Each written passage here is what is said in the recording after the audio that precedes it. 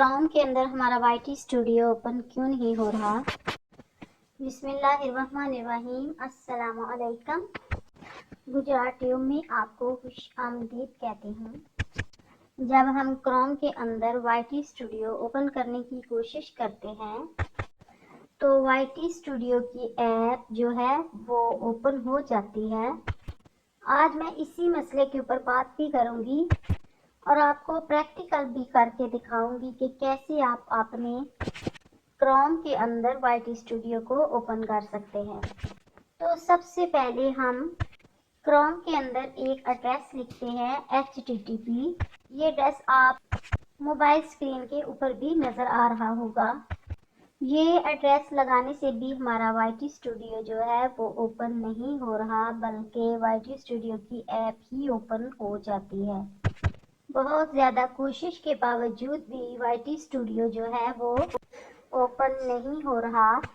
तो इसका बेहतरीन एक ही हल है कि आप YT स्टूडियो ऐप को जो आपके मोबाइल में डाउनलोड आपने गूगल प्ले स्टोर से की है उसको आप डिलीट कर दें। एक दिन के लिए या चंद घंटों के लिए आप उसको डिलीट कर दें। बाद में बेशक आप इसको दोबारा से डाउनलोड कर लेना। इस ऐप को यूं ही आप डिलीट करेंगे तो आप दोबारा गूगल क्रोम के ऊपर जाएंगे तो वहां पर आप लिखेंगे YT स्टूडियो जाना है। सेटिंग को जब आप ओपन करेंगे तो आपको 3-4 ऑप्शन नजर आएंगे। इन 3-4 ऑप्शन के अंदर आपको एक ऑप्शन नजर आएगा चैनल का।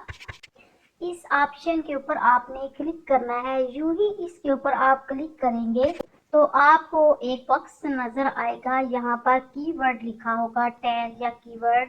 यहाँ पर आपको अपने चैनल का कीवर्ड लिखने हैं, यानी चैनल का नाम लिखना है। चैनल का वो नाम जो यूनिक होना चाहिए वो इस बॉक्स के अंदर आपको लिखना है। इस बॉक्स के अंदर लिखने के बाद आपको टाइटल के अंदर भी अपने चैनल का नाम लिखना है। आपको डिस्क्रिप्शन के अंदर भी अपने चैनल का नाम लिखना है।